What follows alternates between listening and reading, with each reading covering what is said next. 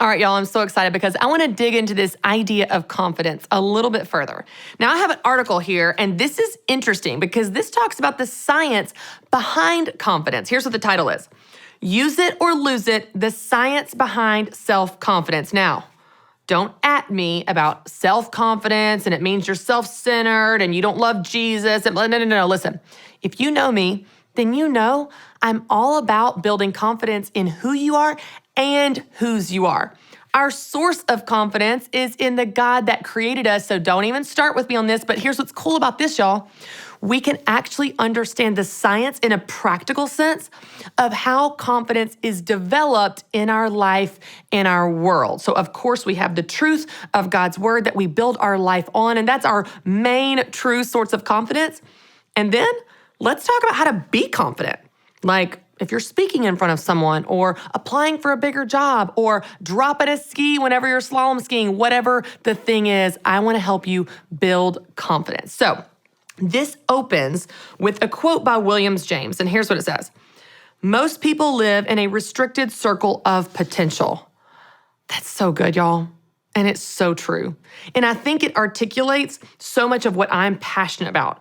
I want to help you break outside the box that you're in. I want to help myself break outside the boxes I put myself in. I want to help you bust through the labels and limitations that you put on yourself or other people put on you. I want to help you have a bigger and better life because I believe that the life that God has for you and me is bigger and better and more awesome than we even have any idea.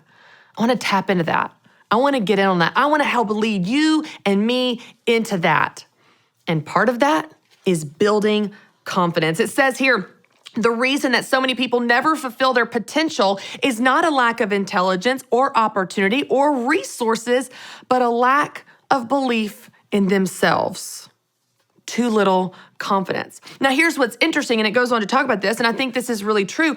Often people think of confidence as something that a few lucky people are born with, and the rest are left wishing for. But here's what's amazing. Confidence, as it states here, is not a fixed attribute.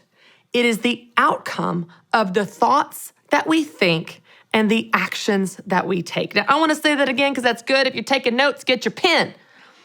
Confidence is not a fixed attribute. It is the outcome, say outcome. It is the outcome of the thoughts we think and the actions we take. That's why I love teaching you to do it scared. That's why I love helping you control your thoughts. We talked about this in episode 3 of the Christy Wright Show, the power of controlling your thoughts and protecting your mind.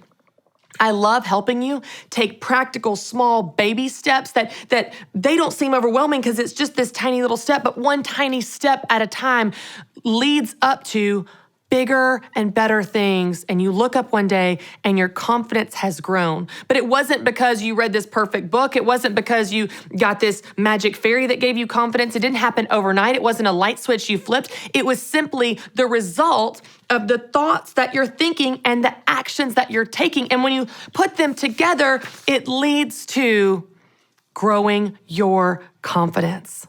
It leads to actually growing your confidence. So it's interesting because there's new research, and I talked about this in episode 3 with Jenny Allen, where we talked about her book, Get Out of Your Head. But new research in neuroplasticity reveals that we can literally rewire our brains in new ways that affect our thoughts and behaviors at any age. So it doesn't matter how old you are. It doesn't matter how insecure you have been. It doesn't matter what your personality style is, your Enneagram number is. It doesn't matter what you've struggled with, confidence in the past. The good news is you can change your brain. You can change your brain. You can change your thoughts. You can change your actions. You can change your outcome. You can change your life. And such a big step of that is simply choosing to do what you need to do to build that confidence. Don't live under this excuse or lean on the crutch of can't. Well, I can't. I'm not wired that way. I can't. That's not just who I am. I'm insecure. I'm just so humble. I've got this little business, Listen, that's a choice you're making. I'm going to call you out in love. That's a choice you're making to use small words and live a small life. And you have an opportunity right now to change your words to change your thoughts, to change your actions, which will change your life and build your confidence. Now, this article goes through 5 practical things that you can do to build confidence. I love giving you those tips on my show. I love giving them to you at ChristyWright.com. I love helping you in any way that I can build confidence. But what I thought was fascinating by the very first tip they give you, and it says this is all backed by hard science, which I thought was good to know. The first one is to act as if. It says the single most powerful way to build confidence is to act with the confidence you aspire to have. You know what I tell you all the time? Fake it until you feel it. It's not fake it till you make it. It's fake it till you feel it. Of course you don't feel confident. Why don't you feel confident at that thing? Because you've never done it before, friend. Of course you don't feel confident. You've never done it. It's new. It's unknown. It's risky. It's scary. Of course you're not confident. Just act as if you are. Just fake it. And after faking it a few times, guess what? Those muscles are strengthened. Your shoulders go back, your head goes up, and you go, hey, I did it before, I can do it again. I did it 5 times before, I can do it a 6th, and a 16th, and a 60th. And along the way, a little at a time, it's not a switch that's flipped, but a little at a time, that confidence grows.